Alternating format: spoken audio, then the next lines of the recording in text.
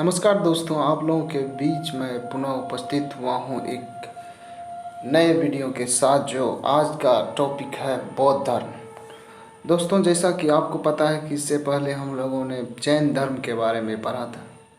दोस्तों, आज का वीडियो काफ़ी महत्वपूर्ण होने वाला है आप लोगों के लिए, आपके परीक्षा के व्यू से। दोस्तों, कोई भी परीक्षा बौद्ध जैन से जो है बौद्ध धर्म और जैन धर्म से अछूती नहीं है, क्योंकि प्रत्येक परीक्षा में बौद्ध धर्म और जैन धर्म के बारे में पूछा जाता है। तो मैं आज पुनः बौद्ध धर्म के बारे में जो है इस वीडियो को लाया हूँ। तो मैं आई होप कि आप लोग इस वीडियो से बहुत ही लाभान्वित होंगे। तो दोस्तों, मैं बिना टाइम वेस्ट किए हुए वीडियो को शुरू करता हूँ।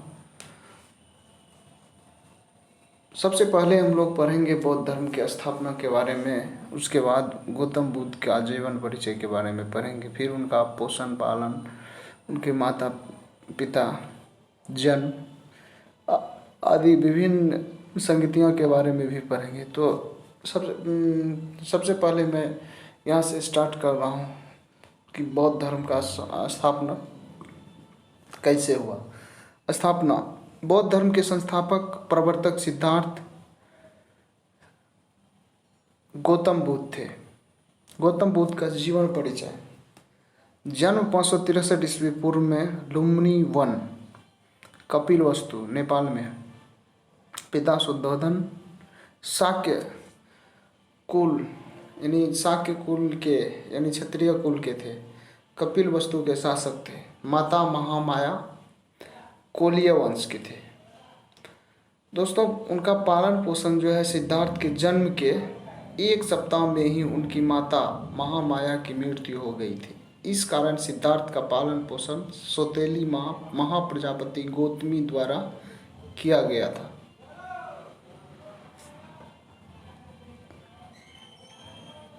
उनकी पत्नी का नाम जो है यशोधरा था। आप लोग जैसे बुद्ध में बो में हर्षु कर दो धो संयुक्त है, तो धो का यूज हो रहा है। उसी प्रकार यशोधरा में ध का यूज हो रहा है। इस प्रकार हम याद रख सकते हैं इनके पत्नी का नाम, क्योंकि हमेशा बार बार कंफ्यूजन महावीर और बौद्ध धर्म के प्रवर्तक महात्मा बुद्ध के पत्नी में कन्फ्यूजन रहता है। इसीलिए यशोधरा बुद्ध की पत्नी थी, ये याद रखेंगे। अन्य नाम है बिंबा गोपा। उनके पुत्र हैं राहुल। बुद्ध के जन्म के समय भविष्यवाणी। कालदेव एवं कौंडिल्य नामक ब्राह्मण ने बुद्ध के जन्म के समय भविष्यवाणी की और कहा कि यह बालक चक्रवर्ती, राजा अथवा सन्यासी होगा। 4 दृश्य जिसमें सिद्धार्थ विचलित हुए एवं संन्यास की ओर बढ़े। सबसे पहले बूढ़ा व्यक्ति, बीमार व्यक्ति, मृत व्यक्ति की अर्थी एक सन्यासी। जिस प्रकार दोस्तों जैन धर्म में उनके तीर्थंकरों के द्वारा निर्वाण पाने या घर छोड़ने की बारी आती थी तो उन्हें कुछ अलग नाम से पुकारा जाता था। जैसे मृत्यु को निर्वाण कहा गया, उसी प्रकार यहाँ घर छोड़ने को जो है महाभिनिष्क्रमण कहा गया है। तो महाभिनिष्क्रमण उपरोक्त 4 दृश्यों को देखकर सिद्धार्थ ने 29 वर्ष की अवस्था में गृह त्याग किया। यह बौद्ध ग्रंथों में महाभिनिष्क्रमण कहलाया। गृह त्याग की घटना का उल्लेख पाली ग्रंथ महापरिनिर्वाण सूक्त में मिलता है। गृह त्याग के समय सिद्धार्थ कंथक नामक घोड़ा एवं चान छंदक नामक सारथी के साथ चले गए। सिद्धार्थ ने अनोमा नदी पर घोड़ा एवं सारथी को छोड़ा। चान छंदक दोस्तों ये याद रखेंगे आप लोग कि डायरेक्ट एग्जाम में क्वेश्चंस पूछा जा सकता है कि जब महात्मा बुद्ध गृह त्याग कर रहे थे तो उस समय जो है उनके घोड़े का नाम क्या था, तो कंथक और साथ ही साथ उनके सारथी का नाम चान या छंदक। सिद्धार्थ ने अनोमा नदी पर घोड़ा एवं सारथी को छोड़ा। सिद्धार्थ से बुद्ध बनने की यात्रा, ज्ञान की प्राप्ति वाली यात्रा।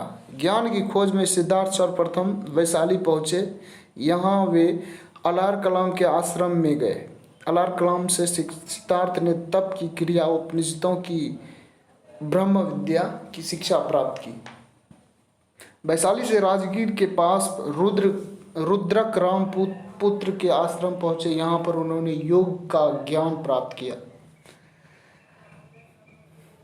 राजगीर से उरुवेला गए एवं मोहना तथा निरंजना नदी संगम पर 6 वर्ष तक तपस्या की, परंतु ज्ञान प्राप्ति नहीं हुई। बाद में उन्होंने सुजाता नामक स्त्री से खीर खाकर अपना व्रत तोड़ा। 35 वर्ष की आयु में निरंजना नदी के किनारे वैशाख पूर्णिमा की रात्रि में पीपल वृक्ष के नीचे, पीपल यानी वट वृक्ष, सत्य एवं ज्ञान की प्राप्ति हुई। इस घटना को संबोधि कहा जाता है। यह ज्ञान उन्हें समाधि के 49वें दिन प्राप्त हुआ। अनुमा नदी, घर त्यागने के बाद घोड़े एवं सारथी को छोड़ा, वैशाली गए। फिर अलार कलाम से तप की क्रिया, उपनिषद के ज्ञान की प्राप्ति। राजगीर, रुद्रक रामपुत्र से योग ज्ञान की प्राप्ति। उरुवेला निरंजना नदी पर वैशाख पूर्णिमा की रात सत्य एवं ज्ञान का आलोक प्राप्त किया। दोस्तों, इन विभिन्न तरह के आरेखों से शायद ज़्यादा याद रहे, इसीलिए जो है इस प्रकार जो है किया गया आप लोगों की सुविधा के लिए, ताकि आसानी से याद रह सके।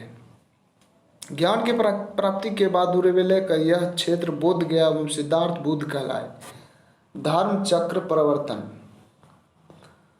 गौतम बुद्ध के ज्ञान प्राप्ति के बाद प्रथम उपदेश एवं दीक्षा दिए जाने की घटना धर्म चक्र परिवर्तन कहलाती है। नोट: गौतम बुद्ध ने अपना पहला उपदेश एवं दीक्षा ऋषि पत्तनम सारनाथ में दिए। इसका उल्लेख संयुक्त निकाय में मिलता है। प्रथम उपदेश में ही गौतम बुद्ध ने 4 आर्य सत्यों को बताया। दोस्तों, आप लोग ये क्वेश्चन से भली भांति वाकिफ होंगे कि महात्मा बुद्ध का प्रथम उपदेश कहाँ दिया, महात्मा बुद्ध ने प्रथम उपदेश कहाँ दिया, तो सारनाथ। ये बहुत बार क्वेश्चन जो है एग्जाम में पूछा गया। तो दोस्तों, इन पॉइंट को भी एकदम याद रखेंगे। 4 आर्य सत्य। दुख है, दुख समुदाय दुख का कारण है, दुख विनिरोध दुख का निदान है, दुख निरोध गामिनी प्रतिपदा दुख निदान के उपाय। अष्टांगिक मार्ग, इसका संबंध चौथे आर्य सत्य से है। प्रथम आर्य सत्य दुख, दूसरा आर्य सत्य दुख समुदाय, तीसरा आर्य सत्य दुख निरोध, चौथा आर्य सत्य दुख निरोधी गामिनी प्रतिपदा है। अष्टांगिक मार्ग।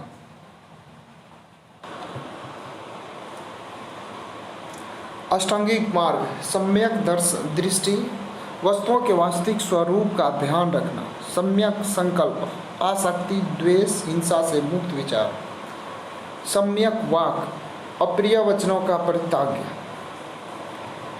सम्यक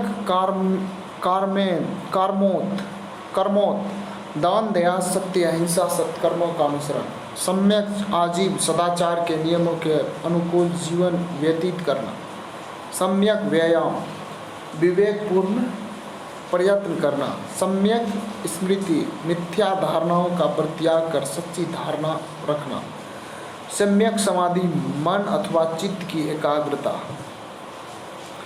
बौद्ध संघ की स्थापना। गौतम बुद्ध ने सारनाथ में बौद्ध संघ की स्थापना की। बौद्ध संघ का संगठन गणतांत्रिक प्रणाली पर आधारित था। संघ में प्रवेश पाने के लिए कम से कम 15 वर्ष की आयु का होना आवश्यक था। माता पिता की आज्ञा आवश्यक थी। अस्वस्थ, शारीरिक विकलांगता, ऋणी सैनिक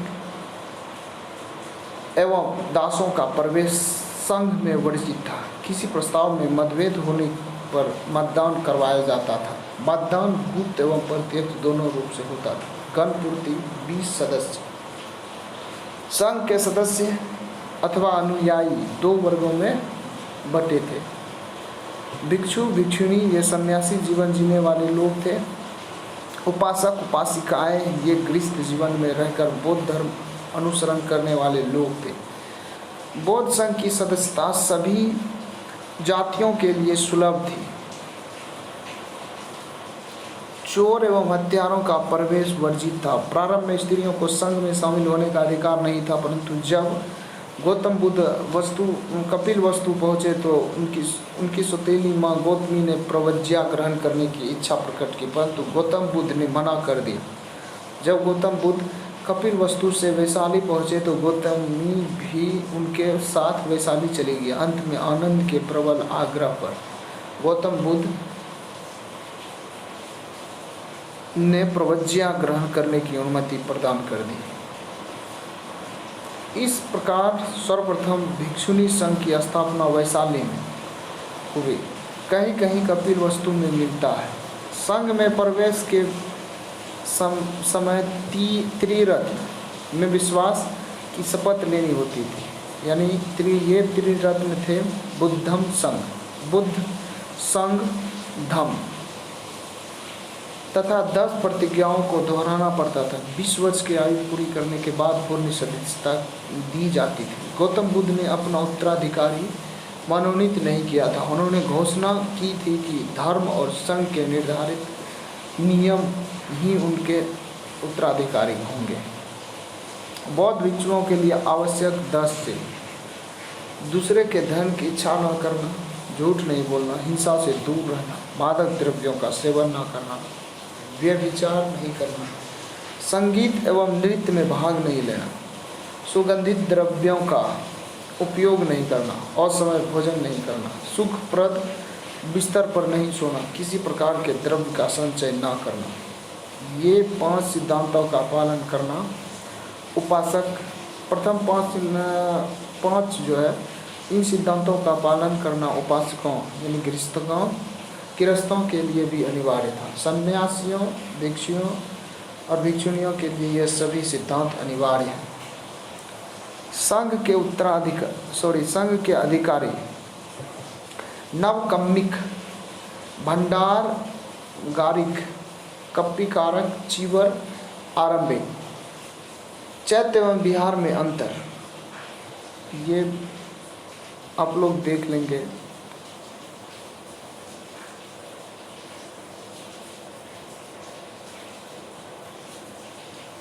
गौतम बुद्ध का जो है दोस्तों, आप लोगों के सहूलियत होने के लिए जो है, ताकि इजी वे में आप इन्हें याद कर सकें, इसीलिए जो है आरेखन विधि द्वारा आप लोगों के सामने कुछ चित्र जो भी प्रस्तुत की जा रही है, तो ये अवश्य ही आप लोगों को लाभ हो जाएंगे, तो आप लोग इसे भी देख लें।